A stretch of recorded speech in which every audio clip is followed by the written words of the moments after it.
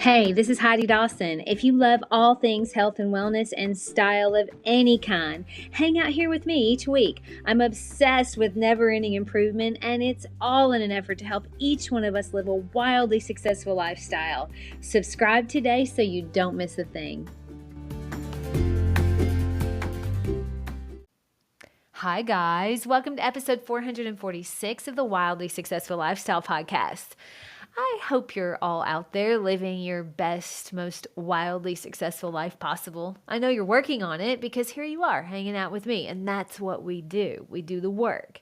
And a really big part of that work is mindset. It's not enough anymore to leave that to chance. The mental health of so many people is declining. You can probably look around and see it just in your own personal groups. There's a million reasons I could give for that, but victimhood is just not a game I'm interested in, and I bet you're not either. I work really hard to maintain my mental health, and I know you're doing the same. You wouldn't be here if you weren't. Just always remember that you are the power behind your thoughts. You are not your thoughts. I was talking to a friend in the gym today, and he told me that I needed to make these episodes longer so that they would last through his workout. I laughed. He's actually one of those that I think he's there like 3 hours. That would be, I don't know, that would take me 24 hours a day to work on that. But he said, yours is the only podcast I listen to because all the others seem to just say the same thing over and over.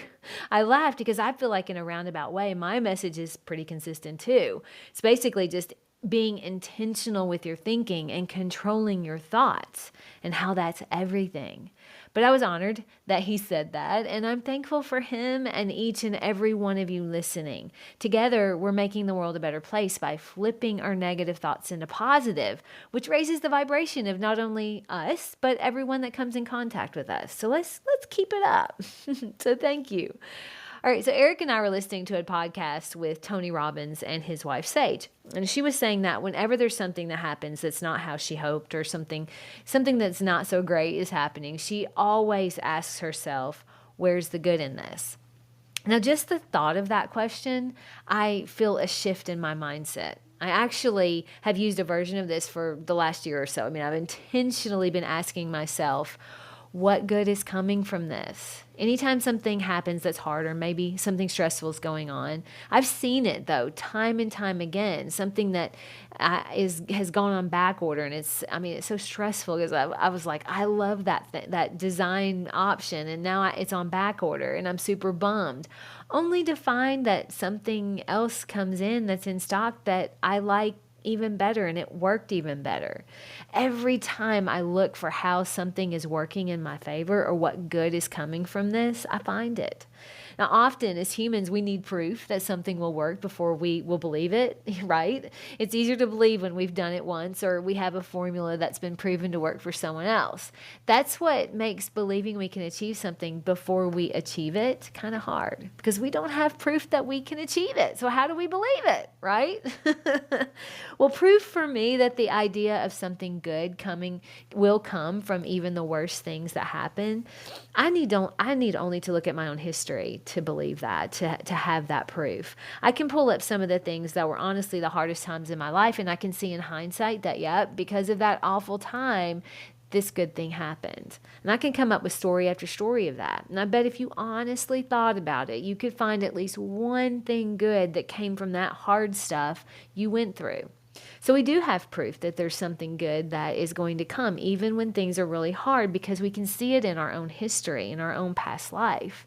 And it's not that I'm saying be glad that bad things happen or it's good that we go through hard times. What I'm saying is that when we're going through hard times, we have lots of options of how we can go through them. Some of those options just simply make it harder than it needs to be.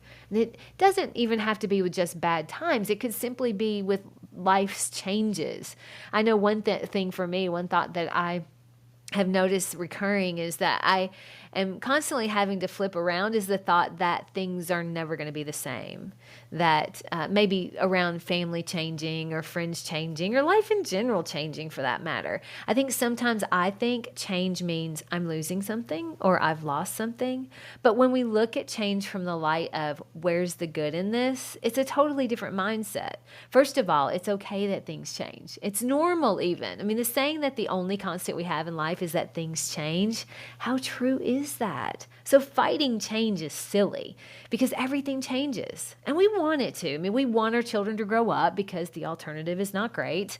And we want our friends to build their dream house on the beach, even when it means they're moving away, because of course you want them to have that. And here's the thing, when you live from a place of where's the good in this or what good is coming because of this, change isn't so scary. Because instead of dwelling on what you're losing from the change, you look at what you're gaining or what's new and adventurous about the change. When you come from that place, you may be sad for a moment, which is normal and okay. But ultimately, when you're searching for the good, you can't stay in that world of sadness for long. You see people who only dwell on what they're losing, and that sadness lingers, and sometimes it hangs around forever.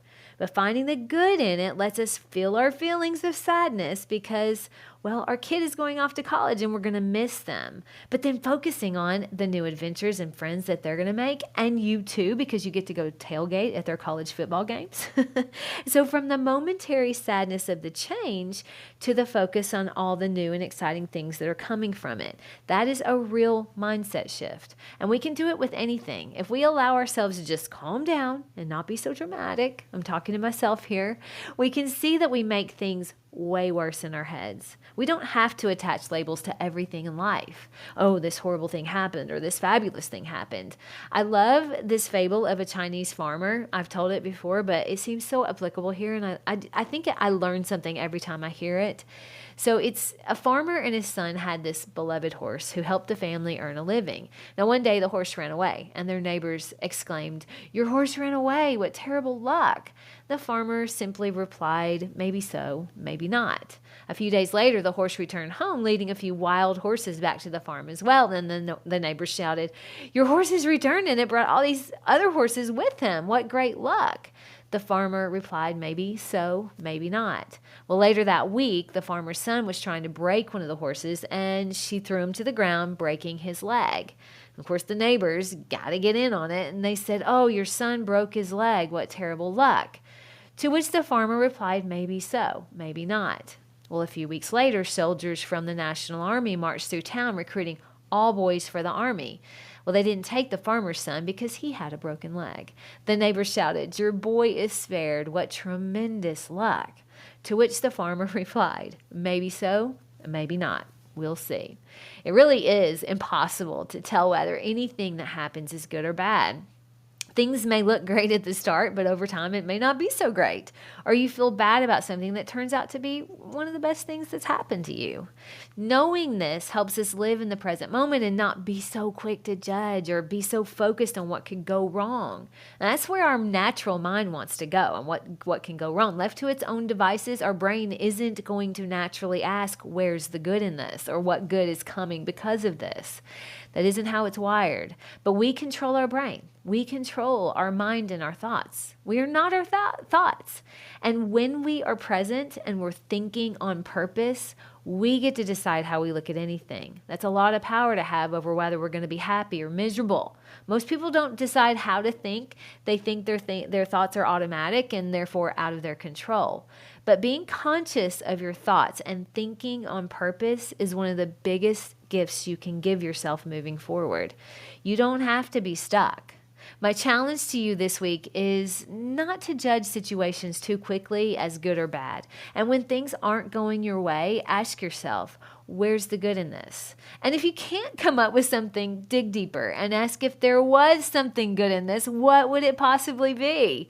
Remember, we're telling ourselves stories all day long. We might as well tell them in a way that serves us. We're not victims of our circumstances unless we allow it. And you and me, we don't do victimhood.